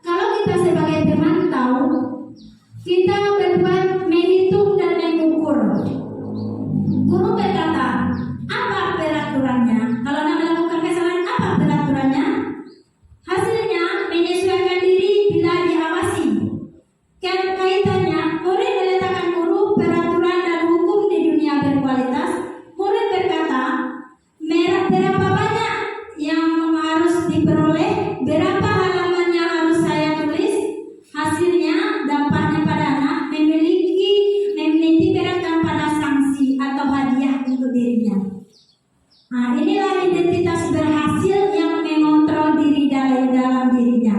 Posisi kita sebagai manajer, menghargai diri sendiri, yaitu guru berbuat mengajukan pertanyaan. Guru berkata, apa yang kita yakini? Apa yang bisa kamu kerjakan untuk memperbaiki masalah ini? Hasilnya anak menanyakan keyakinan pribadinya. Kaitannya murid melakukan dirinya sebagai individu yang positif dalam dunia berkualitas. Jadi bukan gurunya lagi diletakkan di dalam dunia berkualitas, dirinya lagi. Kemudian dia akan bagaimana caranya saya bisa memperbaiki keadaan dari dirinya, sehingga dia pada murid akan mengevaluasi diri bagaimana cara memperbaiki diri. Itu posisi manajer. Jadi 5 posisi kita ya. Ini contohnya pernyataan saya kecewa sekali dengan kamu seperti tadi. Berarti membuat merasa bersalah. Lanjut. Inilah bergerak antara kalau kamu tidak saya akan, peraturan pemantau konsekuensi hadiah. Tuh. Kalau dia nilai manajer memperbaiki apa yang kamu yakini, bagaimana memperbaiki masalah ini. Lanjut. Ini segitiga restitusi. Ini dia. Yang apabila anak melakukan kesalahan, pertama kita menstabilkan identitas seperti tadi. Kita misalnya dia menyontek, kamu apa yang kamu lakukan pada hari ini? Kemudian kita jelaskan, kita tanya, kita katakan, setiap kita pasti melakukan kesalahan. Jadi stabil identitasnya, berarti dia tidak langsung dia rendah diri. Kemudian baru validasi keyakinan, validasi kebutuhan. Adakah caranya? Kamu tentu punya alasan mengapa melakukan, kenapa dia menyontek tadi. Pasti punya alasan. Rupanya dia tidak belajar di rumah. Adakah cara yang lebih efektif untuk yang dapat kamu butuhkan? Dari alasan tadi kita tanya, baru menanyakan keyakinan. Nilai apa yang telah kita sepakati? Berarti kita harus buat keyakinan kelas dulu. Keyakinan kelas harus dibuat dulu. Apa keyakinannya? Kita harus jujur, kembalikan sama dia. Berarti bagaimana ini? Kita udah buat keyakinan kelas. Berarti dia nanti saya akan selanjutnya akan jujur lagi Bu, tidak menyontek. Bagaimana caramu untuk melakukan itu? Dia akan tentukan sendiri. Saya akan belajar lagi Bu dengan rajin di rumah, akan mengulang pelajaran. Jadi kita tanyakan nanti, apa nanti jadi orang seperti apa kamu nantinya apabila begini? Dia akan menjawab, saya akan jadi orang jujur, bertanggung jawab. Lanjut, inilah dia menstabilkan identitas itu. Seperti tadi. Guru berkata berbuat salah itu hal manusiawi, tidak ada manusia yang sempurna. Bapak Ibu juga buat salah, kita pasti bisa menyelesaikan permasalahan ini. Bapak Ibu tidak tertarik untuk mencari siapa yang benar. Misalnya dia berkelahi, kita tidak tertarik untuk mencari siapa yang salah, tetapi apa penyebab melakukan kesalahan ini. Kita tertarik untuk menyelesaikan masalah ini. Kalau kamu menyalahkan dirimu sendiri terus-menerus, apakah kamu bersikap baik pada dirimu?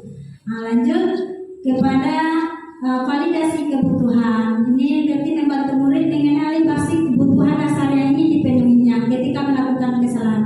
Pada dasarnya setiap tindakan manusia tujuannya adalah memenuhi basic needs, apakah itu power, freedom, love, dan fun dan survival. Guru berkata, kamu bisa saja melakukan hal yang lebih buruk, tapi kamu tidak melakukannya kan? Misalnya dia berkelahi, misalnya dia berkelahi sampai tendang-tendang. Guru berkata, pada validasi tindakan ini, dia akan menanyakan, pasti kamu bisa melemparnya, tapi itu kan tidak mungkin. Berarti validasi tindakan kebutuhan. Kemudian lanjut menanyakan keyakinan. Guru berkata, apa nilai yang kita yakini? Apa yang akan kita lakukan? Jadi orang seperti apa kamu nantinya? Apa yang kamu rasakan ketika kamu melakukan itu? Kamu menjadi orang yang seperti apa? Nilai. Nah, ini intervensi 30 detik. Setiap kita mengajukan pertanyaan tersebut, buat dulu dia berpikir, jangan langsung untuk dijawab, dipahami dulu apa keyakinan di alas kita, dipikirkannya dulu, digalinya dulu, diingat-ingatnya dulu. Nah, digalinya kesalahan apakah yang kamu ingin berbuat lebih baik, didalaminya dulu, ditanyanya hatinya dulu. Itu namanya intervensi 30 detik. Nah, di sini saya ingin memperlihatkan yang telah kami lakukan tentang budaya positif di kelas, yaitu penerapan segitiga restitusi. Pada hal ini terdapat video penerapan segitiga restitusi terhadap kasus anak. Ini Skenario kasus 1. Ketika siswa kelas 5 sedang mengerjakan ujian, saya melihat Azam menyontek jawaban temannya. Dalam kesepakatan kelas 5, ada salah satu nilai kebajikan yang telah disepakati dan diyakini semua warganya yaitu jujur. Semua warganya yaitu jujur. Ini artinya semua warga kelas sepakat dan meyakini bahwa semua warganya harus jujur dalam mengerjakan segala hal, termasuk menjawab soal ujian. Menyontek adalah salah satu tindakan yang tidak jujur atau bertentangan dengan salah satu nilai kebajikan yang telah disepakati dan diyakini. Saya sebagai guru harus melaksanakan tindakan penyelesaian masalah tersebut dengan menggunakan segitiga restitusi.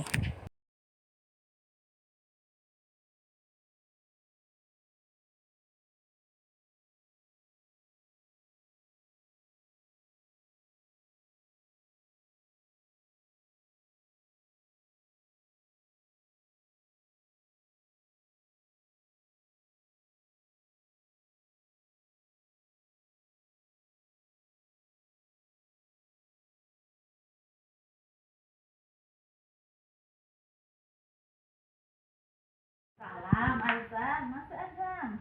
Duduk Azam. Gimana kabarnya hari ini Azam? Alhamdulillah baik, Bu. Alhamdulillah baik ya. Azam tahu kenapa Ibu panggil ke sini? Enggak, Bu. Nah, ini waktu kita ujian tadi ya? Ya. Iya.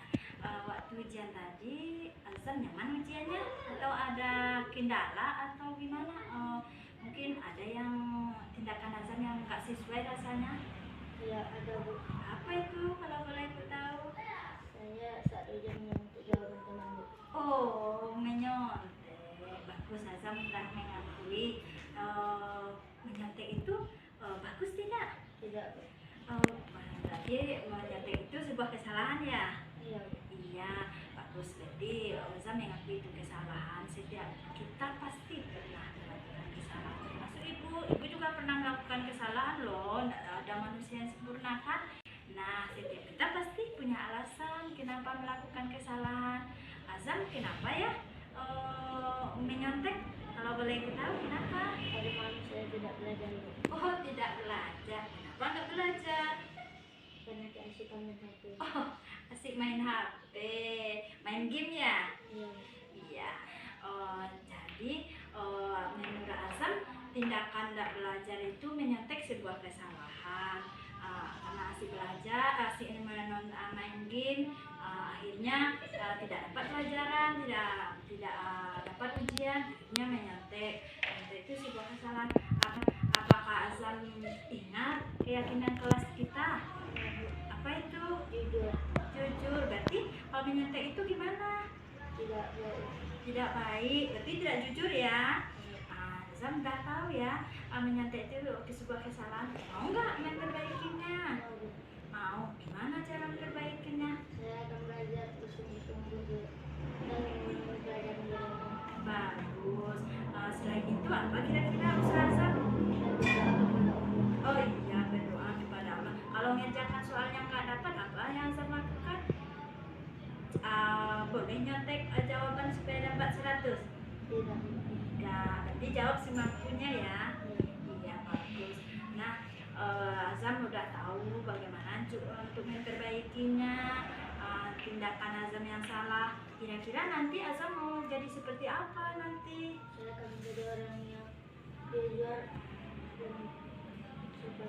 dan Iya, bagus. Nanti Azam akan menjadi orang yang jujur, bertanggung jawab, ya, sopan, bagus.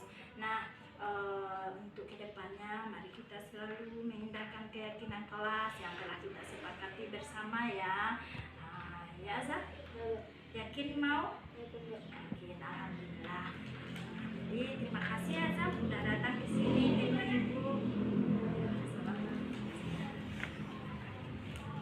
warahmatullahi wabarakatuh. Nama saya Azam dari SDN 01 Selamat. Saya sangat senang berbicara dengan Ibu Roni. Walaupun saya melakukan kesalahan, tetapi Ibu Roni tidak marah. Malahan beliau membantu saya untuk menyelesaikan permasalahan tersebut. Terima kasih Ibu Roni.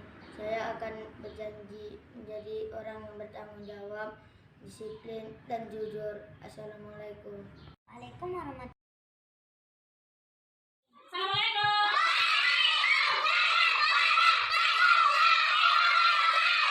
Selamat pagi ya. Bagaimana kabarnya hari ini? Semangat ya. Nah, ini Pak, coba lihat apa yang ada di depan. Tadi ada tanya-tanya?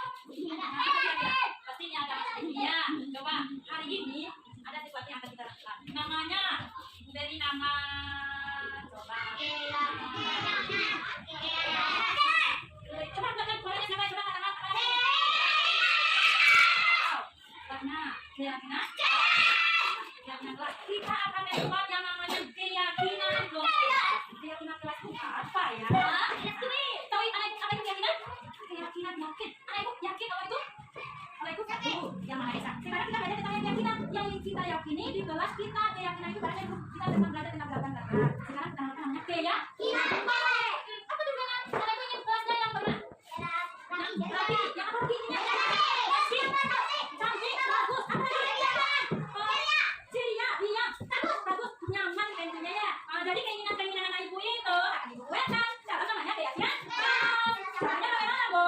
Ada tahu caranya? Enggak, tahu caranya. Oke, kalau kita nyaman, kita ingin kelas kita bersih, rapi. Nah, itu kan keinginan anak ibu. Sekarang keinginan itu akan kita tulis tadi. Sini, kita tulis di sini keyakinan anak ibu. Nanti kita akan kompil. Oke? Ya, kita bagi dua warna. Barangkali warna laki-laki mana? Tidak, bukan laki.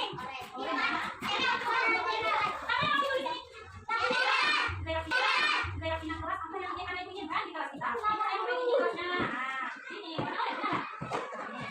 Kita jawab semangat ya, dua warna.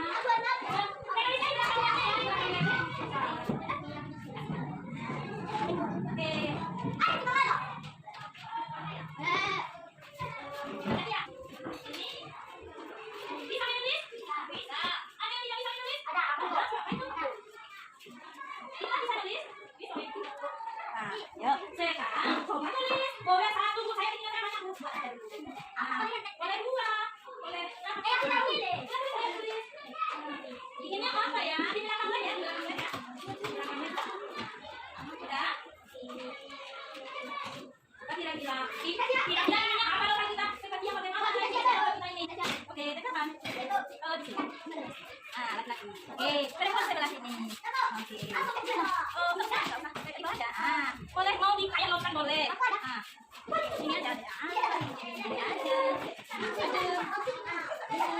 Sama lagi aja kita bagaimana dia? Oh, nempel. Iya, oke. Nempel.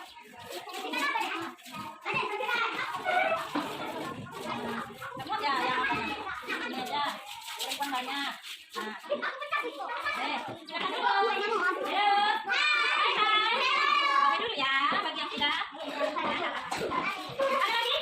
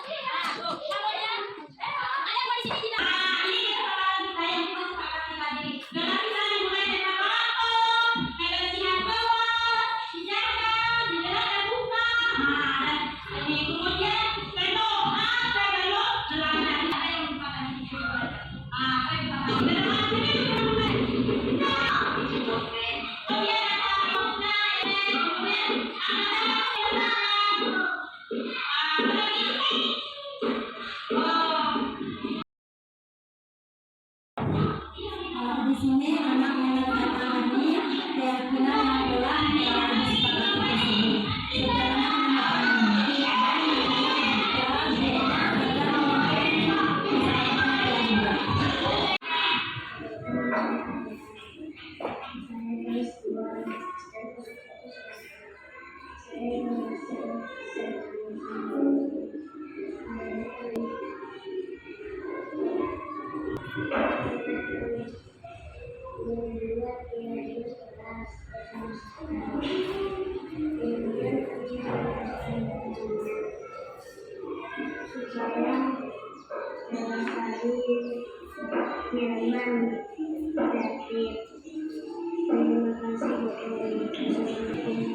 Ini merupakan Tahapan dari terhadap keyakinan. Jadi ini refleksi saya terhadap segitiga restitusi. Pada masalah yang muncul menempatkan diri pada posisi kontrol, maka aspek dikembangkan di sini motivasi intrinsik dan nilai kebajikan tumbuh pada diri anak. Kemudian pada hal ini juga di sini sebelum saya mengatasi permasalahan anak lebih cenderung sebagai pemukul atau pembuat merasa bersalah, maka kedepannya saya lebih menerapkan pada segitiga restitusi pada anak, sehingga di sini anak terlihat senang kembali belajar tanpa ada rasa tertekan. Dan dalam penerapan disiplin ini kita perlu membuat keyakinan keras. Untuk implementasinya ke depannya, saya akan selalu menerapkan budaya positif pada anak dan lingkungan saya seperti di sekolah, dan menerapkan pada manajer sebagai posisi terbaik dalam penanganan masalah anak, dan juga membuat keyakinan kelas untuk menciptakan suasana kelas yang nyaman. Serta di sini saya juga akan berbagi ilmu budaya positif terhadap kita semua. Insya Allah kedepannya sekolah kita menjadi lingkungan yang positif.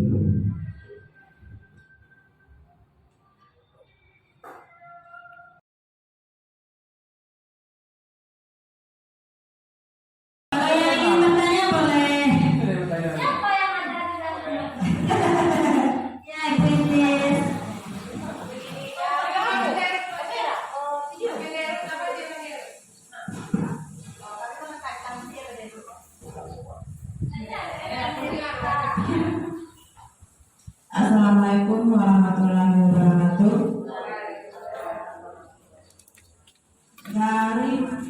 yang disampaikan oleh Ibu Roni, ada beberapa hal yang ingin kami tanyakan, yaitu masalah penghargaan dan hukuman.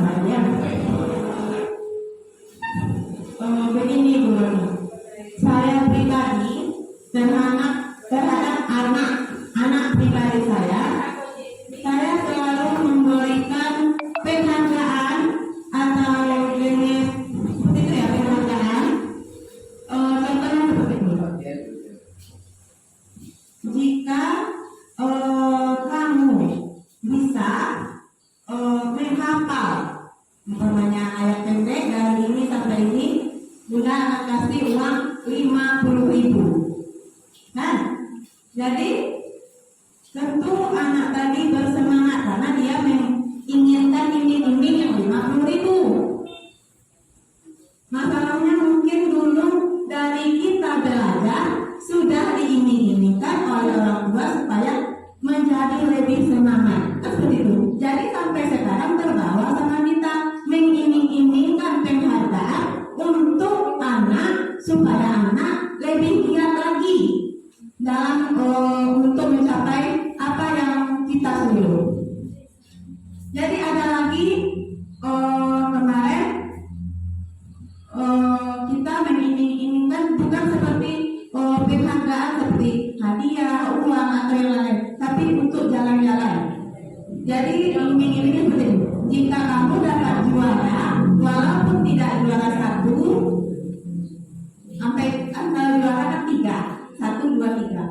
Walaupun tidak juara 1, yang penting maju kamu ke depan, nanti kita pergi jalan-jalan. Nah, bagaimana itu Ibu?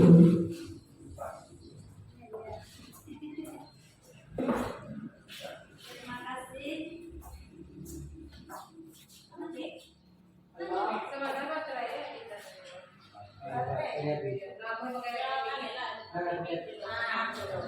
Terima kasih kepada Ibu. Sebenarnya ya, apa yang Ibu Tiska tanyakan itu sebenarnya udah kami tanyakan sama fasilitator, sama instrukturnya yang paling tinggi instruktur tuh di pusat ya kan. Kita udah berbudaya yang namanya apa namanya itu penghargaan, setiap tindakan iming-imingi,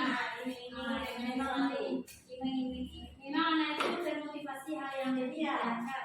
Tapi itulah katanya kita akan mengarahkan mulai sekarang ini atau kita mulai hilangkan yang hilang 100% nggak mungkin, mulai menghilangkan yang demikian.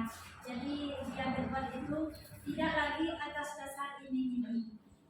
Sah-sah saja kita melakukan, tapi kalau menurut kami waktu itu ya boleh saja sekali-kali kata kami, kata bapak itu dia juga boleh sekali-kali untuk menghilangkan, tidak hilang langsung, boleh sekali-kali tetapi dikurangi, nggak selama setiap ada suatu tujuan kita ini. Itu cara minta. Setiap ada yang kita minta dari dia, kita inginkan lagi, kita nggak konsisten, kita hilangkan hal yang demikian. Karena itu sudah membudaya pada kita. Nah, bagaimana dengan yang kedua tadi? Kita tidak menginginkan sesuatu benda, tapi dengan menenangkan, dengan begitu. Hal yang demikian boleh kalau di dalam bentuk suatu apa katanya itu kan suatu kesenangan. Iya.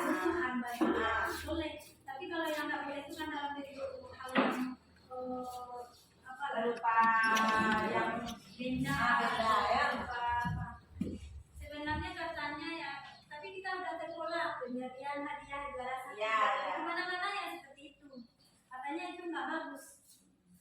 Ya, Itu kita kan menggunakan seperti itu kepada anak. Saya pribadi selalu seperti itu. Karena apa? Karena terbawa oleh orang tua kita seperti itu.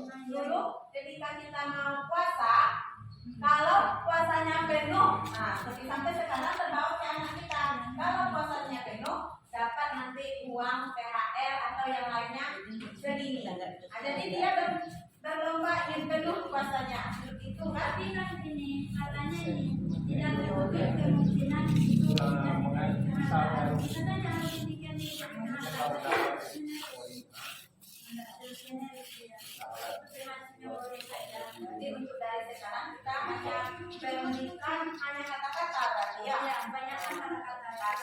menyenangkan. Dan kata-kata itu pun konsisten tidak dikasih.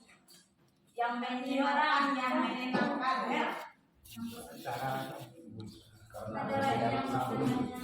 Iya ya Pak. Kalau Selama ini dari orang tua kita seperti itu Pak, memberikan motivasi kepada kita kan, memberikan kekuatan ketenagaan. Jadi kalau motivasi Kita cukupkan sampai di sini. Terlebih kurang yang saya sampaikan, kalau ada kata-kata yang kurang tepat, yang pas, saya mohon maaf. Atas perhatiannya saya mau ucapkan terima kasih. Assalamualaikum warahmatullahi wabarakatuh. Oke.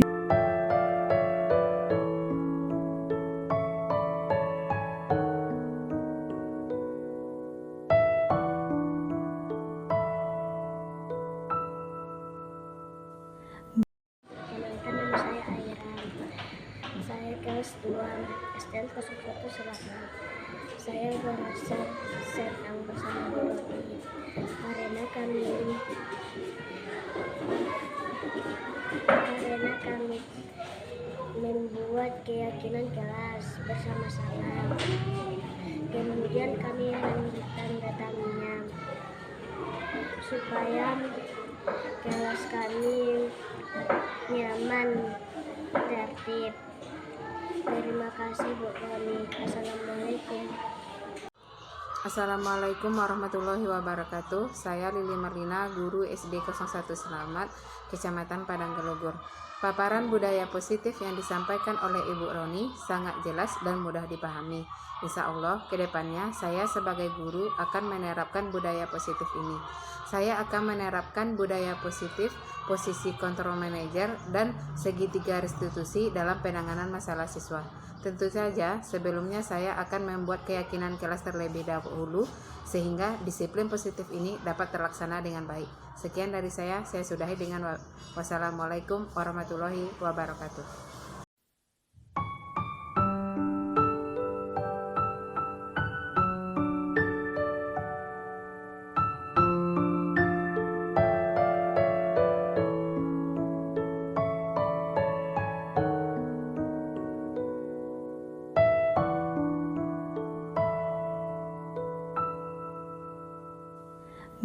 Berkibarlah bendera negeriku, berkibarlah engkau di dadaku, tunjukkanlah kepada dunia semangatmu yang panas membara. Daku ingin jiwa raga ini selaraskan keanggunan. Daku ingin. Demikianlah pemaparan dari saya. Salam guru hebat, salam guru penggerak. Terima kasih. Assalamualaikum warahmatullahi wabarakatuh.